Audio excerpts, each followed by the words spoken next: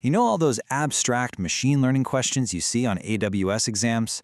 Ever wonder what they actually look like in a real workday?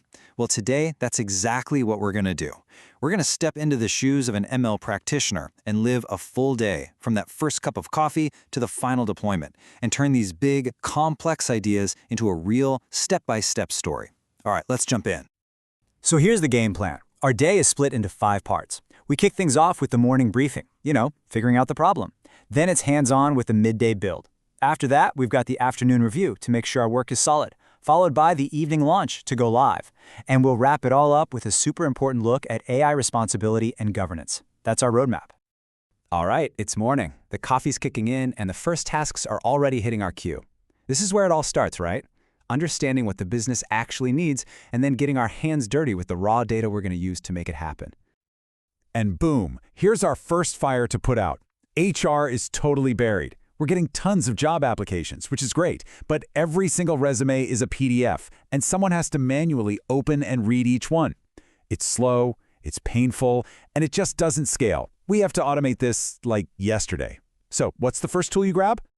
The hero here is Amazon Textract. Seriously, think of it as a super smart digital librarian. It's built for this exact problem. You feed it a mountain of documents, like our thousands of PDF resumes, and it just instantly pulls out all the important stuff, text, tables, contact info, and puts it into a nice, structured format. Just like that, the manual bottleneck is gone. Okay, problem 1 solved. But before we can even get a refill on coffee, the customer support team is at our desk. They are sitting on a gold mine of data, chat logs, emails, support tickets, and they know there are amazing insights hiding in there. They need to know, are our customers happy? What's the #1 complaint? What new features are people begging for? Now this is where it gets interesting, because AWS gives you options. For a quick direct answer, you could use Amazon Comprehend. It's purpose-built for jobs like sentiment analysis right out of the box. But if you need to go deeper, you can bring in the big guns with Amazon Bedrock. This gives you access to a massive foundation model for more nuanced custom analysis, where you want to understand really complex customer feedback. 2 awesome tools for different depths of the same problem.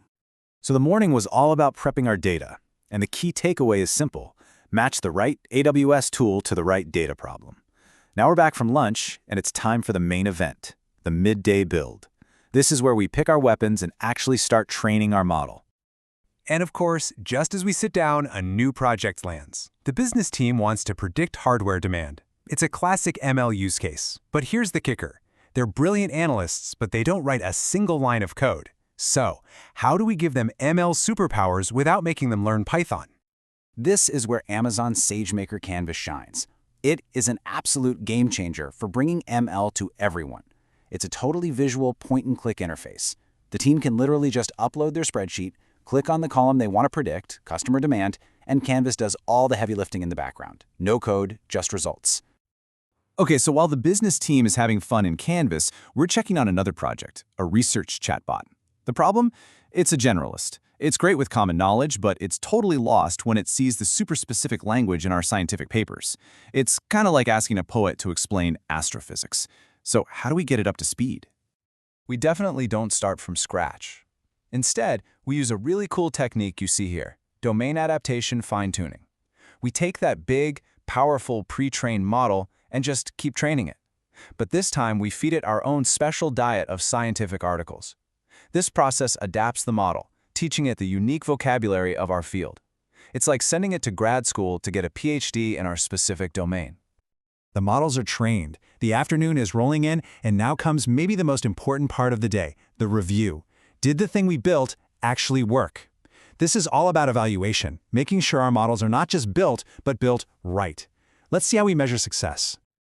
First things first, you gotta measure what matters, and different jobs require different rulers.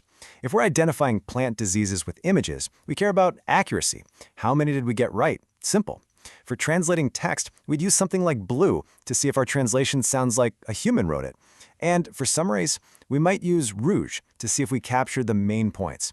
You have to pick the right metric for the job. But hey, not everything fits neatly into a number. What if the goal is subjective? Let's say we're building an internal AI assistant and we need its personality to match our company culture. A score on some public leaderboard isn't going to tell us that. So how in the world do you measure for vibe?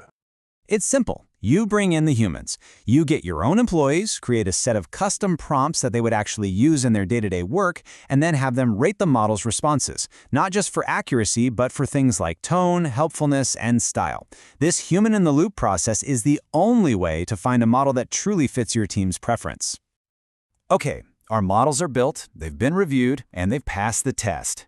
The day's winding down, but we're not done yet. It's time for the evening launch.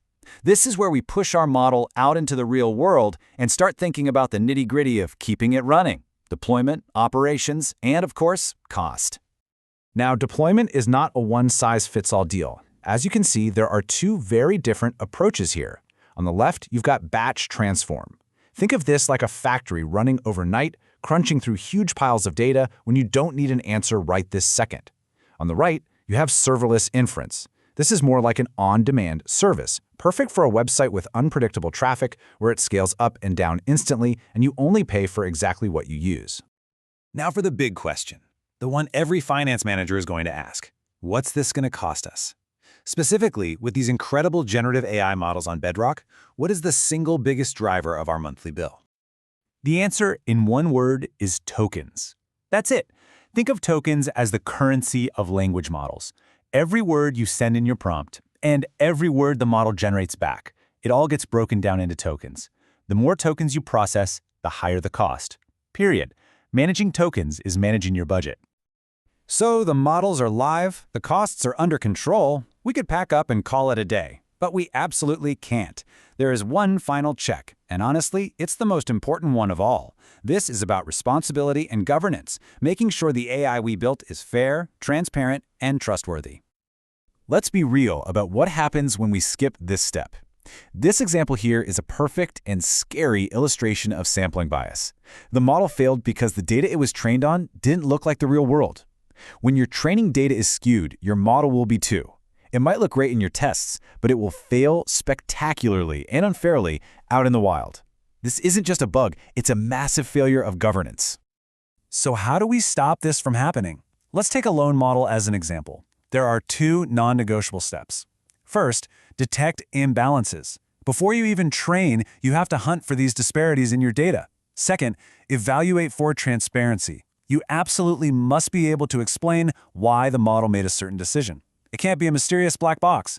You need to be able to explain it to auditors, to customers, and to your own team. And that brings our pretty intense day to a close. We've gone all the way from a business problem to a deployed AI solution. But as we sign off, this last question is really what it's all about.